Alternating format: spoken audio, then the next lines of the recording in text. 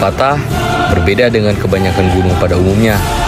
Gunung ini menyimpan banyak potensi unik dan menarik dengan vegetasi yang masih sangat rapat, juga membuat para pendaki takjub dan kewalahan dalam menaklukkannya.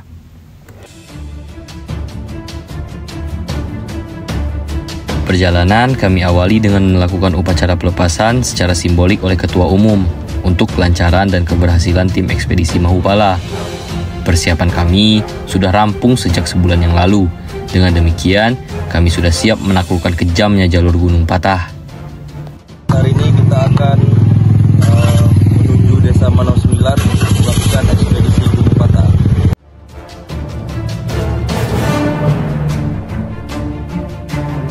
Perjalanan menuju Desa Manau 9 dari kota Bengkulu memakan waktu kurang lebih 6 jam.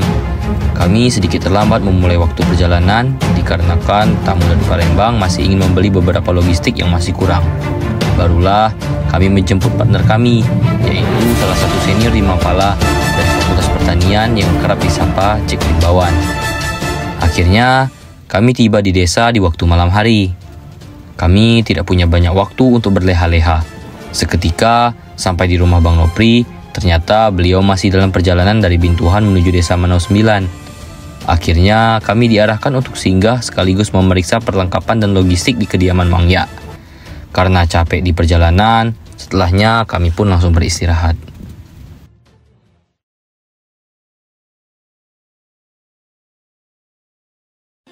Oke guys, kembali lagi pada saya. Nah, di sini kita udah selesai sarapan, jadi bentar lagi kami akan mau pergi ke Desa Nagarantai. ya. Jadi kami lagi tunggu jemputan. Jadi nanti saksikan di video berikutnya. Oke, jangan lupa nonton terus. Oke, jadi setelah tadi kita packing, kita akan lanjut menuju Desa Nagarantai dan akan pamitan dulu dan foto bersama.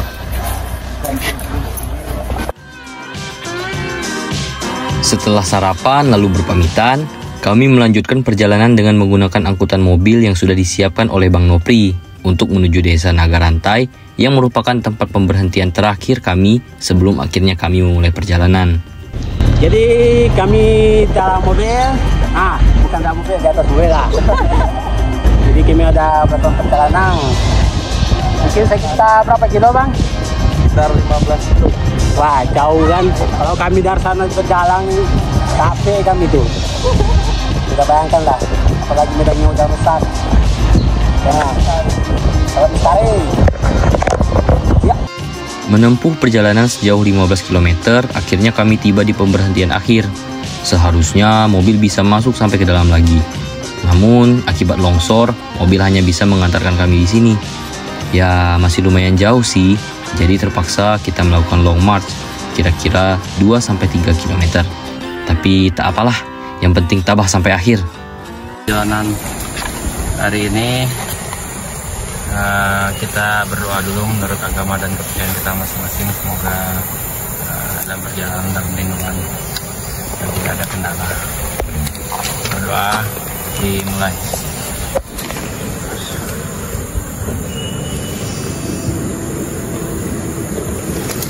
Selesai perkiraan 3 kilo, Kalau di peta 3 kilo, 3 kiloan.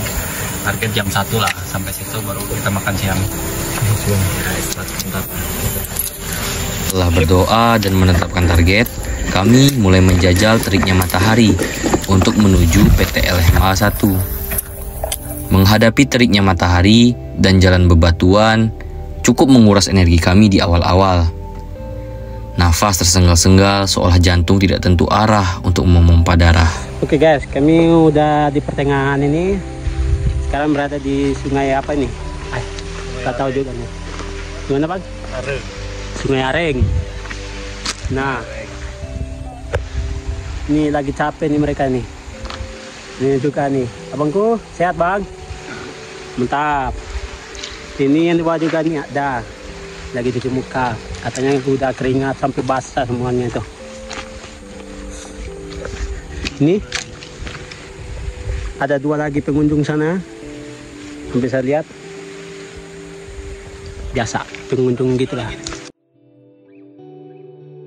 Tapi setelah perjalanan terik ini, Akhirnya kami tiba di lokasi PLTMH 1 untuk makan siang guna mengisi kembali energi yang sudah terbuang. Semangat kami tentu belum luntur karena memang pertempuran belum dimulai. Tapi medan pertempuran sudah ada di depan mata. Kami tidak mau kalah sebelum bertempur. Patah, kami datang.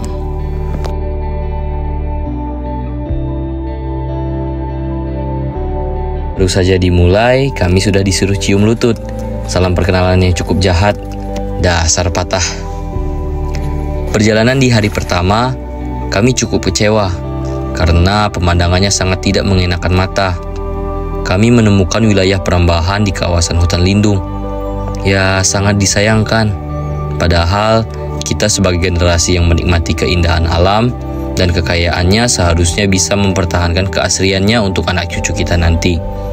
Kan kasihan kalau keindahan ini tidak bisa kita wariskan kepada mereka. Oke guys, jadi pada kali ini kami sudah tiba di camp pertama. Nah, ini camp pertama kami, Pondok. Ini lagi santai, besok lagi kami akan melanjutkan perjalanan yang lumayan jauh juga. Baru ini nih, baru nakal tuh biasanya kayak gitu. Ikan. Kalau di Papua apa namanya Tetes? Lipan. Lipan. Bagus.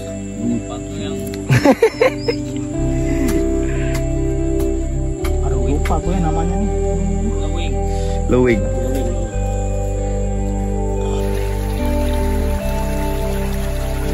Sore ini kita akan mencoba mencari ikan di sungai bersama rombongan.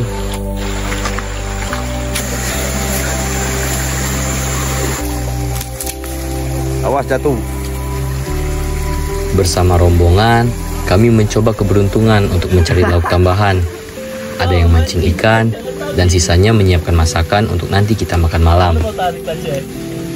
Malam pun tiba. Ikan yang kami cari langsung dimasak bersamaan dengan logistik yang sudah disiapkan untuk hari pertama. Kami semua lahap makan karena banyak energi kami yang terkuras dalam perjalanan tadi. Habis makan malam, kami langsung istirahat karena medan pertempuran besok pasti lebih berat.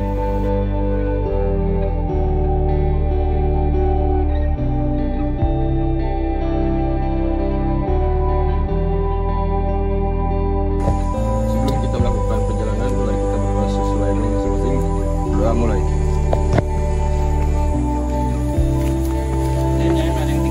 Hari kedua, kami awali dengan berdoa, dengan harapan perjalanan kami lancar sampai ke tujuan selanjutnya. Hari kedua perjalanan kita menuju puncak Patah. Sekarang masih di perjalanan menuju lokasi camp kedua. Kembali kami dikecewakan dengan ulah tangan-tangan manusia yang tidak bertanggung jawab. Bekas pelaku illegal logging terlihat di sepanjang jalur yang membuat kami sangat kesusahan dikarenakan jalur dipenuhi potongan-potongan kayu dan jalur motor untuk mengangkut kayu ini sangatlah licin. Tak jarang kami sesekali tergelincir. Selain menyusahkan alam, ternyata kami juga terkena dampak langsung dari perbuatan mereka-mereka ini. Semoga penegak hukum bertindak sesuai dengan fungsi yang sebenarnya ya. Manusia memang tidak ada habisnya.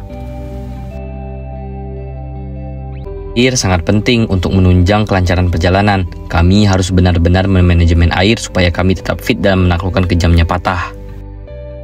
Kita mendapatkan nangkap ular hijau. Duh, lepaslah. Gigitnya kok. Iyalah. Tajam nian eh. Ada-ada saja tingkah Otis ini. Untung saja itu bukan ular berbisa. Kalau tidak, pasti Otis sudah tewas. Hahaha. Perjalanan kami terhenti sejenak karena kami menemukan jerat harimau yang terletak di pinggiran sungai. Memang manusia tidak ada habisnya. Aduh. Dulu ada berapa? Perjalanan kami lanjutkan. Dan ya, kembali kami disuruh cium lutut. Patah.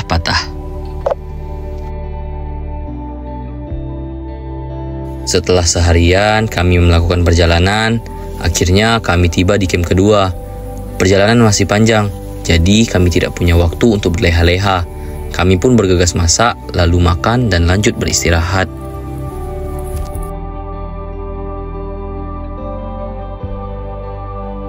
Oke, jadi kami kumpul sini dulu berdoa. Jadi kami akan melanjutkan perjalanan lagi. Hari berapa kita?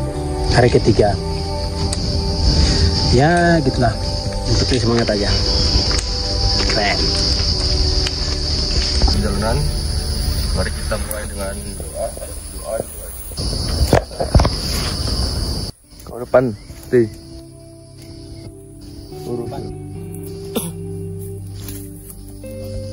Tubuh baru saja beradaptasi dengan lingkungan. Setiap langkah, seakan kaki dan bahu berteriak meminta pulang. Namun, jiwa ini menolak, seakan makin tertantang untuk menaklukkan kejamnya medan pertempuran. Kabut mulai menyelimuti rindangnya hutan.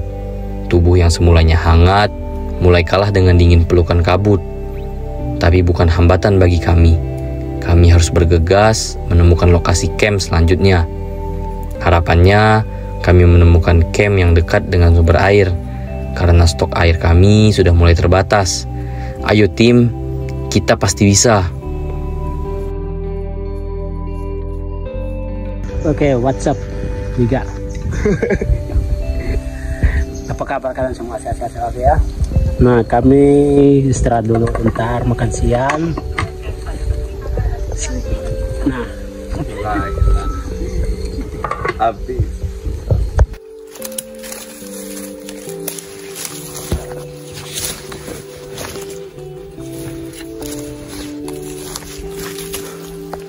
Aturan tapir. Dan bekas galian.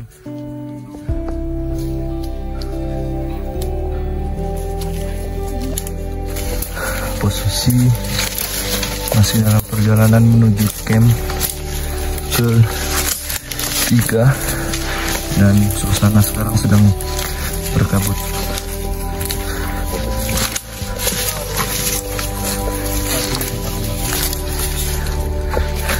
Tapir, rusa.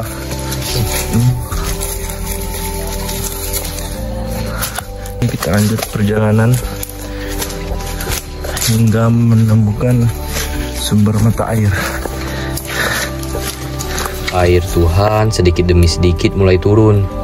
Kami harus berteduh sembari berharap hujan ini cukup untuk memberi kami persediaan air. Meski dalam keadaan kehausan, kami tetap saja riang gembira karena Otis tiada hentinya menghibur kami dengan tingkahnya yang lucu. Pace. Mana? Pace, depan, Pace. Coba lagi tes. Mana alis mata kau? Keren. Keren. WhatsApp dong. WhatsApp Nika. Seru pace dulu. WhatsApp 3. Ternyata hujan yang kami harapkan tidak sesuai dengan kenyataan. Ia hanya menyapa untuk pergi dengan membawa harapan yang ia tinggalkan. Sangat mengecewakan. Tapi Tuhan tidak mungkin membawa kami sejauh ini hanya untuk gagal. Pasti ada saja pertolongan yang ia berikan. Ada air di bawah, Bang. Benar saja, di perjalanan kami menemukan sedikit air yang berasal dari bekas kubangan. Dilihat dari bentuknya, sepertinya ini bekas kubangan babi. Ya, lumayanlah. Setidaknya cukup membantu kami untuk menjaga kami agar tetap prima. Terima kasih Tuhan. Kami langsung berbagi tugas. Sebagian menyaring air kubangan untuk minum dan masak, sisanya mencari kayu bakar dan mendirikan camp. Walaupun lelah, kami tidak boleh patah, karena patah semangat hanya milik Firsa Besari. Bagi kami, patah hanyalah memberi pelajaran bahwa betapa pentingnya kekompakan dan kebersamaan dalam setiap perjalanan. Meskipun banyak halangan dan rintangan, jangan pernah berhenti dan teruslah belajar. Malam mulai menyelinap, kami harus cepat. Setelah mendapatkan air, kami mulai masak dan makan. Tidak boleh boros-boros air karena hari esok masih ada. Setelah makan, kami beristirahat kembali untuk memulihkan energi yang terbuang seharian.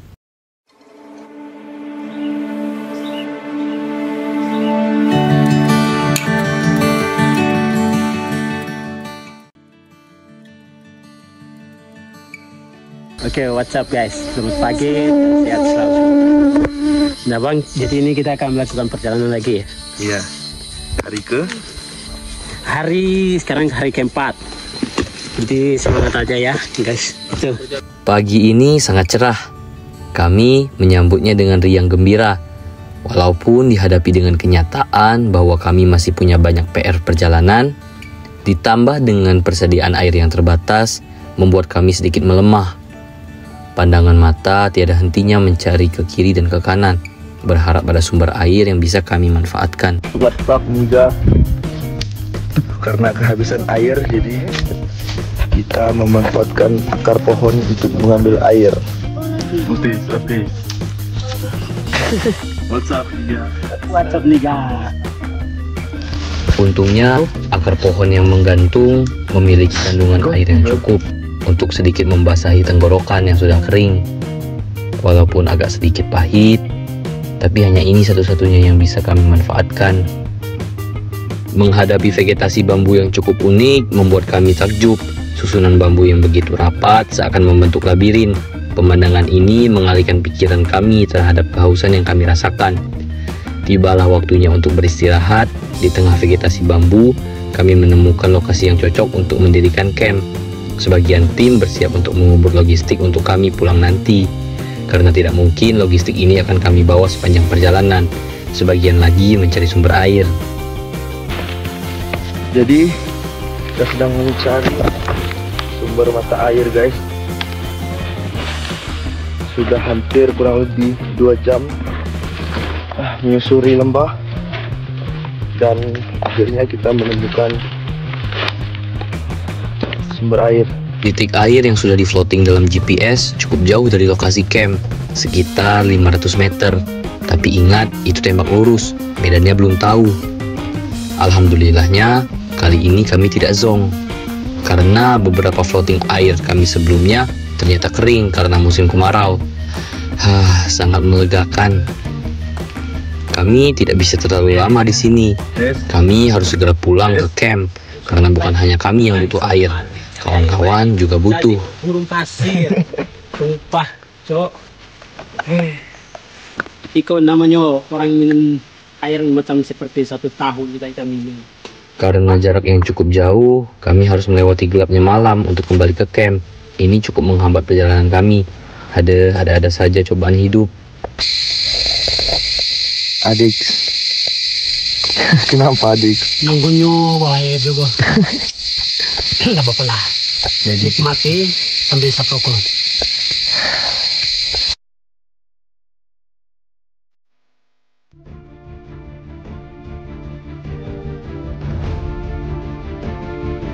Sudah 5 hari kami di hutan. Semalam, ketika tiba di camp, tubuh langsung terbaring karena kelelahan. Syukurlah persiapan untuk perjalanan hari ini sudah aman. Target hari ini kami harus tiba di Danau Tumutan 7, karena di sana persediaan air sangat melimpah. Barulah kami sadar bahwa betapa pentingnya air. Jangan sampai seperti sebelumnya, perjalanan kami melambat karena gagalnya memanajemen air. Otis, kita berada di mana ini, Otis?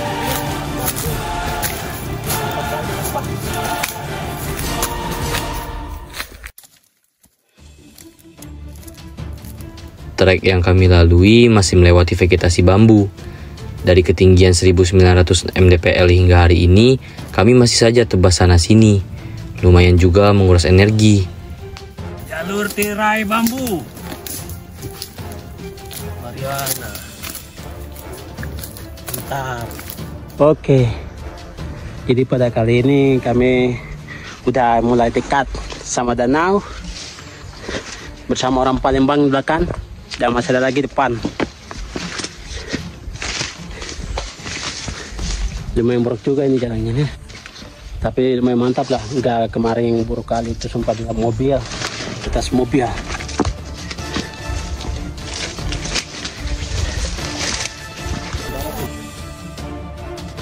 Ternyata vegetasi bambu terus menemani kami sepanjang perjalanan hingga ketinggian 2500 mdpl. Bambu. Wah, akhirnya kita sampai juga di danau. Sekarang ini tinggal naik puncak dulu. Di sana tuh danau tuh. Nampak kan? Kalian biru-biru tuh, John. Nah, itu danau tuh. Jadi oke. Saksikan video berikut lagi. Setelah menempuh perjalanan kurang lebih 4 km dari camp sebelumnya, akhirnya kita tiba di Danau Tumutan 7. Danau ini berada di ketinggian sekitar 2.500 mdpl. Orang tua di Padang Guci atau suku Semede sering menyebut Danau Tumutan 7 karena puncak gunung merupakan puncak ketujuh di sepanjang Bukit Barisan dari Aceh hingga Lampung. Danau Tumutan 7. Tidak hanya itu, di daerah itu mengalir 7 sungai yang berhulu di kawasan Raja Mendare seperti Padang Guci, Air Kinal, Air Bengkenang, Air Kedurang, Air Endikat, Air Lematang, dan Air Enim. Di sini kami akan mendirikan camp dan beristirahat karena besok perjalanan masih cukup panjang.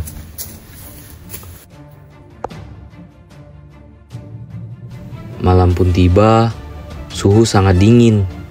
Jangan coba-coba menginjak tanah kalau nggak pakai alas. Telapak serasa membeku karena saking dinginnya. Kami harus cepat masak dan makan kalau tidak mau membeku.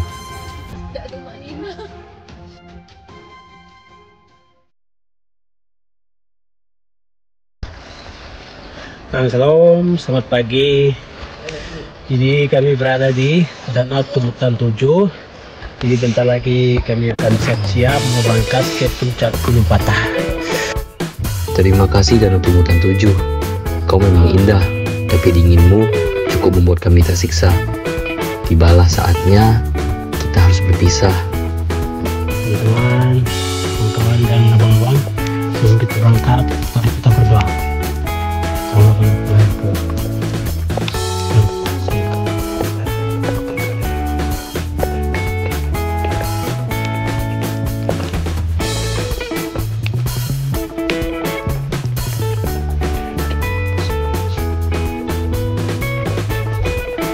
Berdoa selesai.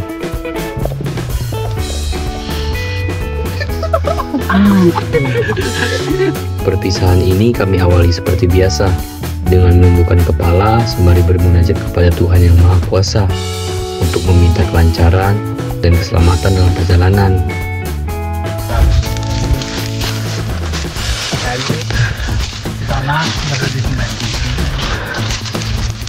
Sampai di Sumsel. Anak Sumsel. Belum. Di Baldo. Ini bang, dari Papua sudah mana kalau di Baldo? Kita dari Sumsel ke Bengkulu baru kembali ke Sumsel lagi. Ya. Orang panik berarti nih. Sumsel. Bengkulu. Anjir. Aneh memang otis, aneh. Dalam perjalanan ini kami melintasi patok wilayah perbatasan Bengkulu dengan Sumatera Selatan. Seharusnya lokasinya bukan di situ, tapi mungkin yang ditugaskan memasang patok perbatasan sudah lelah, jadi ditaruh di situ deh. Tujuan kami selanjutnya adalah savana. Dalam perjalanan kami menemukan cakaran beruang yang masih cukup baru, jadi kami harus berhati-hati dan terus waspada. Cakaran beruang.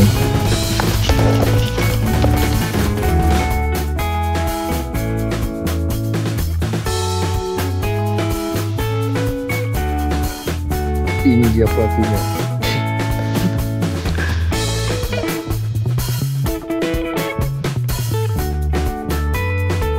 Jam sudah menunjukkan waktu makan siang.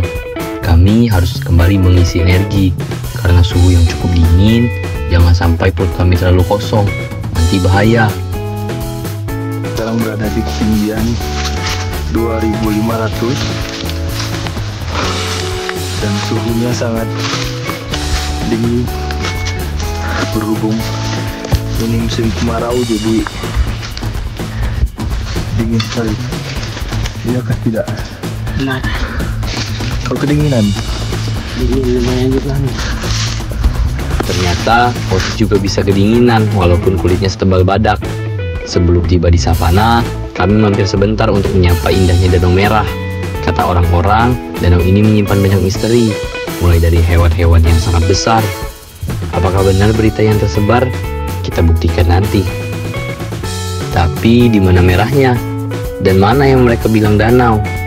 Ada, ini hanyalah kawah dengan air berwarna coklat susu, dengan semburan asap sulfur di beberapa lokasi. Dan tidak ada hewan berukuran sangat besar seperti yang diberitakan. Jadi semua itu hoax. Perjalanan kami lanjutkan menuju savana. Lokasinya sudah tidak jauh dari Danau Merah. Kami hanya perlu berjalan sekitar 1 kilometer. Bukan masalah bagi kami. Tapi PR-nya di sana mungkin tidak ada air. Jadi kami membawa air yang kami ambil dari perjalanan menuju savana untuk dibawa. Kami pun tiba di savana. Terlihat banyak sekali jejak berbagai hewan di sini, mengerikan. Bang Jack bilang, kalau mau camp di sini harus banyak membuat api, karena hampir semua hewan pasti ke sini. Bahkan Firsa Besari pun gak berani nge-camp di sini. Tapi kata saudara Bagas, gak apa-apa bang, biar kayak Nerd Geo Wild. Hahaha.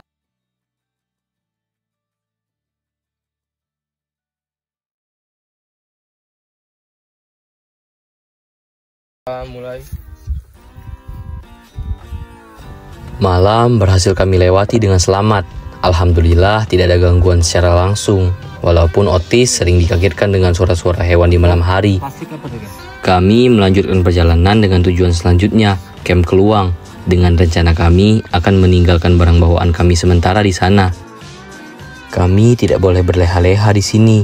Harus segera melanjutkan perjalanan menuju camp agar dapat beristirahat dan kembali mengisi energi yang terbuang seharian ini.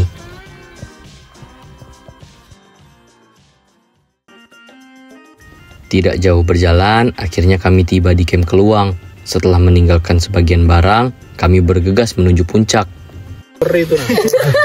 Tulang apa nih? Tulang rusa. Tulang rusa. Saya tidak tahu. Itu yang cekcon. Makanan nenek. Dimakan apa itu? Makan nenek. Dan ya, setelah perjalanan panjang, di hari ke-7, kami tiba di puncak Gunung Patah. Sungguh perjalanan yang melelahkan dan cukup membuat kami kena mental. Patah, kami sudah datang. Oke guys, jadi selama 7 hari perjalanan, jadi kami sudah sampai di puncak Gunung Patah. Nah,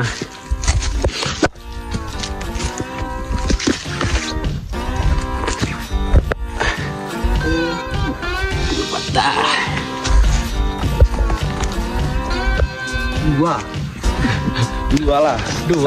Satu lah, dua lah. Nah ini udah sampai Gunung Patah di puncak dengan ketinggian 2.852 mdpl. Jadi selama 7 hari memakan perjalanan yang sangat jauh. Jadi gitulah semangat kami untuk sampai meneruskan sampai ke puncak Patah. Terima kasih. Jadi itulah video sebagai ini.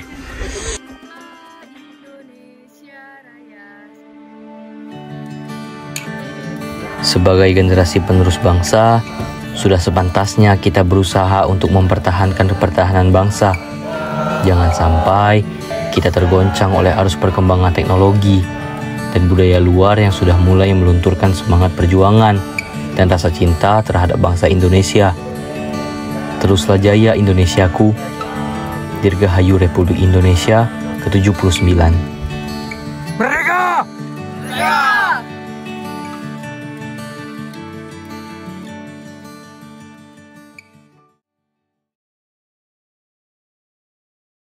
Gimana? Oke, jadi kami dalam perjalanan pulang. Jadi bentar lagi kami akan ngecamp di Kalimati dan besok kami akan sampai tiba di tujuan di Padang Kunci.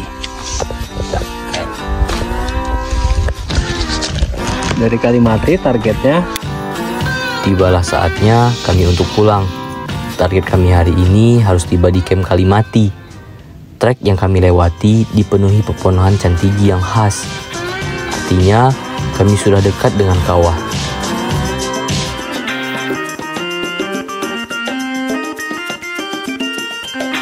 Kawah Gunung Patah terletak pada ketinggian 2.650 mdpl yang merupakan salah satu dari 3 puncak Gunung Patah.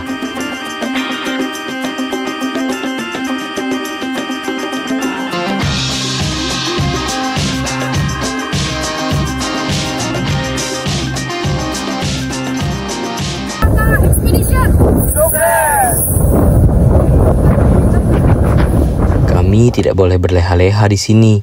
Harus segera melanjutkan perjalanan menuju camp agar dapat beristirahat dan kembali mengisi energi yang terbuang seharian ini.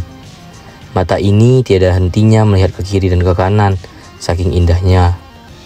Kami berasa seperti di luar negeri. Menghayal sedikit tidak apalah, apalagi lokasinya mendukung.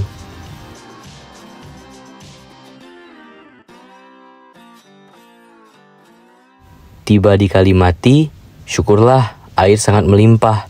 Jadi, kami bisa sekalian mandi karena sudah seminggu lebih di lapangan, sepertinya kami hampir lupa akan rasanya mandi.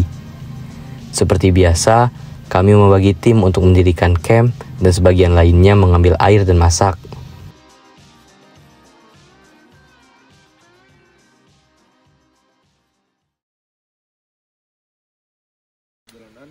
Mari kita berdoa sesuai dengan agama masing-masing. Berdoa mulai.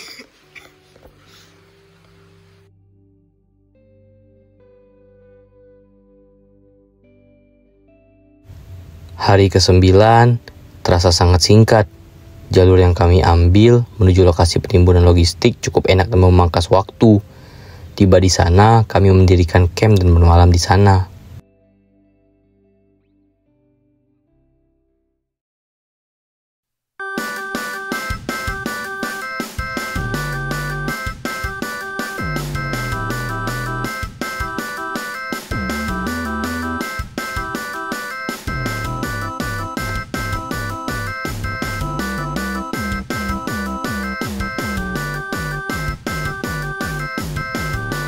Hari ini adalah hari ke-10. Kami sudah semakin dekat dengan tujuan akhir, yaitu pondok pertama waktu kami bermalam di awal perjalanan. Jalur yang kami ambil berbeda dengan jalur keberangkatan, dengan harapan bisa sedikit memangkas waktu perjalanan kami. Selesai berdoa, kami bergegas melanjutkan perjalanan dengan hati yang riang gembira. Rasanya baru kemarin kami memulai perjalanan, tapi sekarang ternyata sudah tiba waktunya untuk pulang. Perjalanan yang sangat berkesan bagi kami, dengan segala rintangan dan hambatan. Akhirnya kami bisa menuntaskan semuanya. Ini terasa seperti mimpi. Mental kami benar-benar diuji. Fisik kami sangat terkuras. Luar biasa Gunung Patah ini.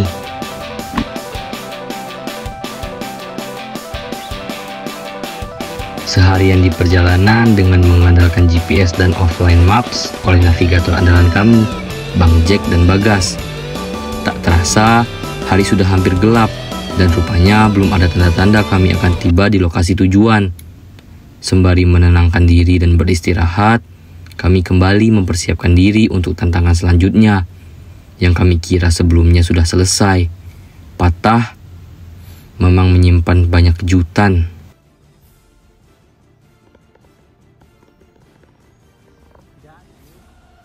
Untungnya kami sudah siap dengan keadaan seperti ini.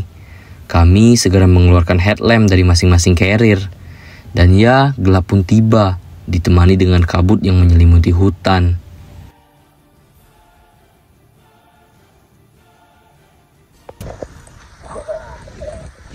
Sekarang sudah hampir gelap dan kita masih di perjalanan. Perjalanan masih sekitar 2 kiloan lagi menuju camp. Lampu headlamp menyinari langkah kami di tengah kegelapan malam. Hati berdegup kencang karena was-was saat melintasi wilayah kekuasaan sang nenek penjaga hutan, atau umumnya disebut harimau Sumatera. Bau pesing yang khas menjadi penanda bahwasannya di sana adalah wilayahnya. Harus tetap semangat, walaupun arah yang kami tuju nampaknya belum jelas. Kami terus dibuat berputar di situ-situ saja. Tubuh sudah mulai lelah, mental sudah mulai goyah. Ditambah rekan Fatih memiliki penglihatan yang buruk karena matanya minus. 2 perempuan andalan kami sebagai komandan dapur juga sudah lemas. Jadi kami mau tidak mau memaksakan keadaan. Kami pun bermalam di pinggiran sungai dan rencananya besok baru akan melanjutkan perjalanan. Target kami bukan lagi pondok, tapi harus tembus PLTMH. Tidak ada waktu lagi.